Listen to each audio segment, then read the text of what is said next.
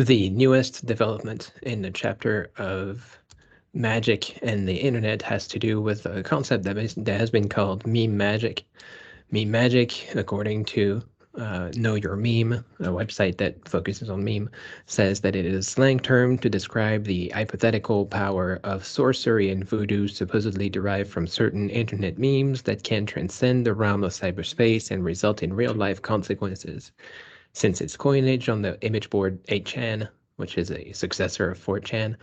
the fictitious concept has gained popularity on 4chan's PAL, politically incorrect, board, and been heavily associated with several in-jokes and shitposting fads on the site, including Ebola-chan, Bane posting, and Donald Trump. Some have compared it to the occult concept of the egregore, a autonomous psychic entity which influences the thoughts of the groups of people. And for our purposes, of course, this is a very relevant view of magic in as much as people are able to use their magical powers of the internet to make things happen in the natural world. That kind of, puts upon its head the conversations we have had so far of the internet being able to channel the forces of nature into something for us. Now they have the possibility of using the power of the internet to make life happen in a different way. Of course, this is fictitious. This is an interpretation, just like they use here the power of sorcery and voodoo. This is not a scientific study of the term, but the aspect of magic is very much in line with what we have talked about right now. And in this context, of course, for example, Donald Trump being the best example of a person who became famous, became elected by the power of memes and the general collective energy that was put into talking about him and the such. Egregore is a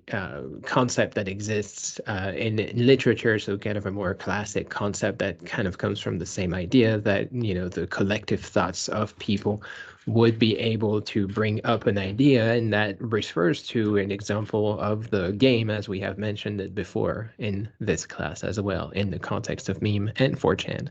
that if you are mentioning the game, if you talk about the game, then you lose the game. And in this case, having this thing that can bring into your mind an image that will make you lose the game for a nefarious purpose of some sort kind of connects very nicely. That being said, it is also, in a much larger sense, the same idea of the magic as we have described it from the very beginning of this class, the law of similarity and the law of contact, where people would be able to absorb the natural or physical or magical powers of some other things. And this is, for example, a very common trope that has been identified in the last few years of people seeing The Simpsons as predicting some kind of power from the future. So an episode of The Simpsons from the 2000s apparently referring to Kamala Harris in 2021, or a nuclear explosion in Springfield that connects to an explosion in Beirut in the Middle East. Obviously, these are just images that are very loosely connected. In other words, there's no chance at all that any of those are directly connected, besides by the fact that they look somewhat similar. And if they look somewhat similar, then magically they have to be related, of course. The idea of meme magic, of course, also has been used to make money, as most other somewhat religious systems have been used as well. So there are books being written right now and sold on Amazon to sell the idea of making stuff happen through the internet and through memes, especially the holy books of Kekism, again, very much within the 4chan, 8chan kind of lingo. But none of that is particularly surprising in the sense that this is just a cultural activity that people do and people have done for a while. Oscar Wilde observed that life imitates art sometimes. The Greeks, with their quick artistic instinct, understood this and set in the bride's chamber the statue of Hermes or of Apollo, that she might bear children as lovely as the works of art that she looked at in her rapture or in her pain. They knew that life gains from art not merely spirituality, depth of thought and feeling, soul turmoil, or soul peace, but that she can form herself on the very lines and contours of her heart and can reproduce the dignity of Vedas as well as the grace of Praxiteles. Hence came their objections to realism. They disliked it on purely social grounds. No, so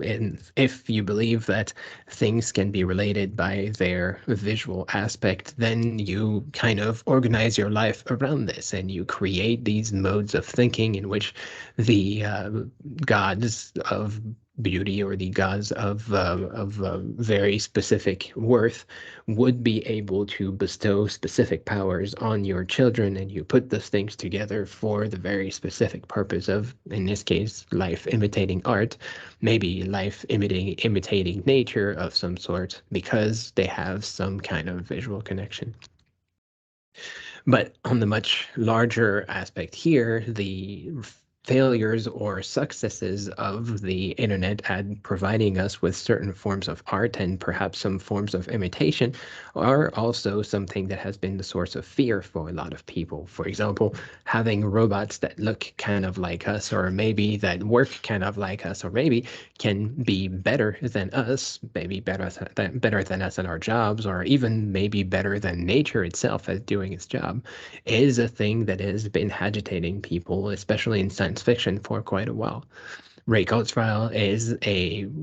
futurist, I guess, is the way he's typically described, who's been writing books about the ways in which we can use technology pretty soon enough anyway, to make our lives better, even perhaps last longer than what nature would otherwise dictate. So this article from the early 2000s pointing out how by 2040,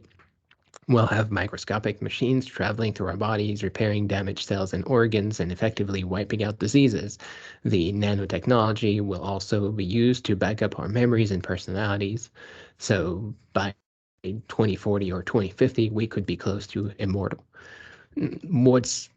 what's important to see behind this is obviously how close this is to the conversations that we have been having in the past couple of years with nanotechnology and the vaccines that allowed for a much faster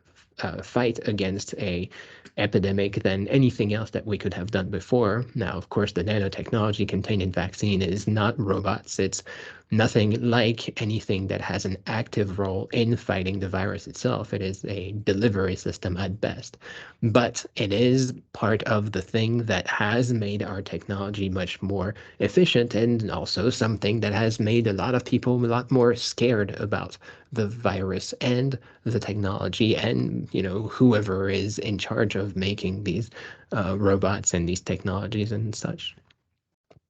Now, for our context and for what we know about the idea of magic and the idea of art and those ideas of art and magic coming together, maybe in the form of music, maybe in the form of prayer, maybe in some more abstract form, it remains a matter of having a repeated sense of pattern, a thing that appears and reappears and kind of gives us this comfort with the idea itself. So talking about robots for 150 years in science fiction has made us a little bit more comfortable with the idea of what robots would do, certainly much more than we were 50 years ago. And who's to say how those things will go from that point on? The idea of repetition is also something that is very clearly appearing in a lot of religious thought, and especially through ritual. This is from Clifford Geertz that we started this week's with, which brings us at length to ritual, for it is in ritual that is consecrated behavior, that this conviction that religious conceptions are veridical and that religious directives are sound is someone generated. It is in some sort of ceremonial form, even that form be hardly more than the recitation of a myth, the consultation of an oracle, or the decoration of the grave, that the moods and motivations which sacred symbols induce in men and the general conceptions of the order of existence which they formulate for men meet and reinforce one another. So repeating a pattern, repeating an idea, talking about a thing on, and maybe associating this thing with other subject and putting those vast tapestries of abstract ideas with concrete concepts with some kind of natural relevance, some kind of cultural relevance, putting those into a Bing blender machine and shaking it to produce something is essentially the essence of ritual. And probably the essence of meme magic, that you put enough of our cultural ideas into the blender of the internet, and the result is something that seems a lot more concrete, a lot more real than anything else that came before that.